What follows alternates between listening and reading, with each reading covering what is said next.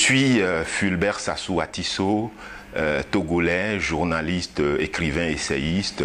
Je suis très engagé dans la politique au Togo parce que dans ce pays, depuis 1963, il y a eu un coup d'État, le premier en Afrique noire. Et donc un régime dynastique s'est emparé de ce pays. Le père est resté au pouvoir pendant 38 ans et le fils a pris la succession en 2005 dans des conditions exécrables que tout le monde avait dénoncées à l'époque, y compris la communauté internationale. Donc j'ai sorti un nouveau livre qui s'appelle Le Togo sous la dynastie des Gnassingbé. En fait, c'est un livre qui parle du nouveau chef d'État, M. Faure Gnassingbé, qui est arrivé au pouvoir en 2005 dans des conditions exécrables. Une commission d'enquête de l'ONU est allée au Togo pour faire des enquêtes et a estimé qu'il y a eu 500 morts lors du passage au pouvoir de M. Faure Gnassingbé. Donc en fait, ce livre décrit cette dynastie, d'abord le père et ensuite le fils, mais la remarque fondamentale qu'on peut faire entre le père et le fils, c'est que nous sommes dans un pouvoir de continuité, les choses n'ont pas changé depuis 1963 ou 67, donc c'est un pouvoir dynastique qui gouverne le Togo avec une forte idée de se conserver et de réprimer tous les mouvements de contestation.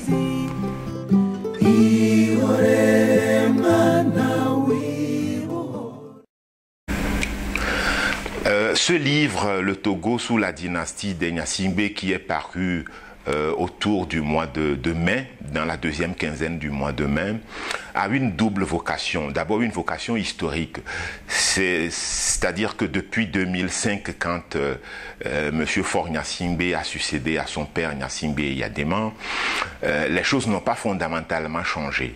Mais depuis, il n'y a pas eu de livre qui soit écrit pour décrire la façon dont M. Faure Gnassingbé dirige le pays.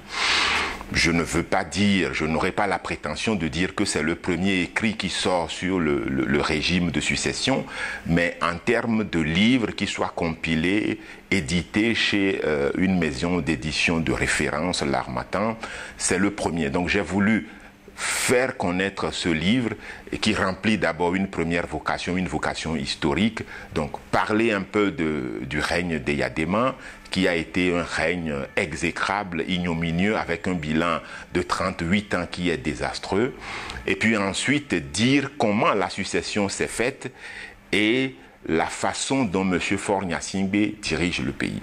Alors la deuxième chose, la deuxième vocation que ce livre veut remplir, c'est le fait de démontrer aussi que entre le père et le fils, les choses n'ont pas changé.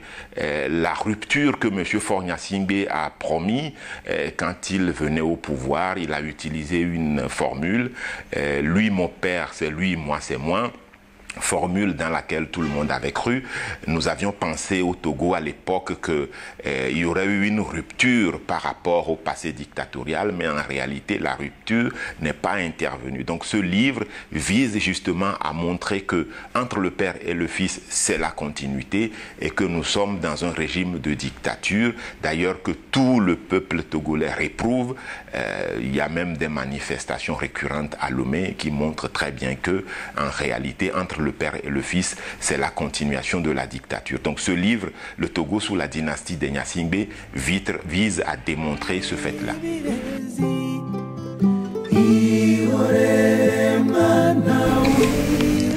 En fait, pour résumer le livre, il y a un passage dans lequel je dis, en l'occurrence, que M. Faure Gnassingbé est la deuxième génération d'une dynastie qui règne sur le Togo depuis 1967. Alors, il est élu en 2005 et réélu en 2010 au terme d'élections manquant de sincérité. Il n'a toujours pas réussi à mettre en œuvre une politique de rupture. Et pourtant, à l'entame de son règne, il avait dit être porteur de différences. Lui, mon père, c'est lui, moi, c'est moi. Depuis, les réformes dont le Togo a besoin pour connaître la stabilité et la relance sont gelées. Les efforts du régime pour changer le pays restent insuffisants et sont endigués par la culture de la conservation du pouvoir.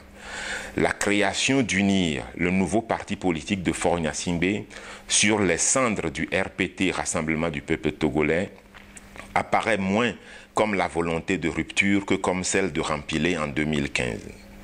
Pourquoi et comment un jeune chef d'État instruit, que tout prédestiné à être réformiste, moderne et acquis aux valeurs de la démocratie, peut-il s'accommoder d'un système politique aux mœurs décriées? Pourquoi accepte-t-il de composer avec les tares du régime instauré par son feu père?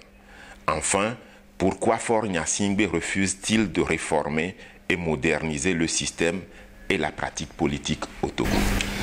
Voilà en réalité tout le passage qui résume le contenu de mon livre. Alors, pourquoi un chef d'État qui est jeune, qui est instruit, qui a étudié en Occident, en France et aux États-Unis, reste dans les marques, dans les pas de son père? Il avait promis réformer, il l'a pas fait. Jusqu'à présent, le système est resté le même. La dictature continue à sévir. Les richesses du pays ne sont pas équitablement réparties entre les populations. La répression militaire est la réponse que le régime donne aux manifestations de rue. Et je crois que tout ce qui étonne aujourd'hui les Togolais, c'est comment un chef d'État qui a l'allure jeune, qui est instruit, etc., peut-il s'accommoder du système que son père a installé depuis des lustres? Voilà toute l'interrogation.